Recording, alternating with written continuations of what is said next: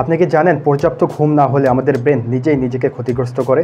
2017 সালে ইতালীয় গবেষণা থেকে দেখা গেছে পর্যাপ্ত ঘুমের অভাবে আমাদের মস্তিষ্কের গ্লিয়াল সেল, বিশেষ করে অ্যাস্ট্রোসাইট ও মাইক্রোগ্লিয়া বেশি সক্রিয় হয়ে ওঠে। অ্যাস্ট্রোসাইট সেলগুলো পুরনো, অপ্রয়োজনীয় বা ক্ষতিগ্রস্ত স্নায়ু সংযোগ পরিষ্কার করে এবং মাইক্রোগ্লিয়া মৃত বা ক্ষতিগ্রস্ত কোষগুলোকে সরিয়ে ফেলে। অ্যাস্ট্রোসাইট এবং মাইক্রোগ্লিয়া এই দুইটার কাজ আমাদের ব্রেনের জন্য খুবই গুরুত্বপূর্ণ, কিন্তু অপর্যাপ্ত ঘুমের কারণে এরাই ব্রেনের শত্রু হয়ে ওঠে। পর্যাপ্ত ঘুম পেলে এই পরিষ্কার প্রক্রিয়া নিয়ন্ত্রিত থাকে, কিন্তু ঘুমের অভাবে অ্যাস্ট্রোসাইটগুলো অতিরিক্ত পরিমাণে সক্রিয় হয় এবং সুস্থ স্নায়ু সংযোগও ভেঙে ফেলতে শুরু করে। দীর্ঘ সময় এভাবে চললে মাইক্রোগ্লিয়া অতিরিক্ত কাজ করা শুরু করে, যা নিউরনের ক্ষতি এবং দীর্ঘমেয়াদে অ্যালজাইমার্স বা ডিমেনশিয়া রোগের ঝুঁকি বাড়াতে পারে। উদাহরণস্বরূপ ভাবুন, আপনার মস্তিষ্ক একটি শহর আর অ্যাস্ট্রোসাইট হলো সেই শহরের পরিচ্ছন্নতা কর্মী।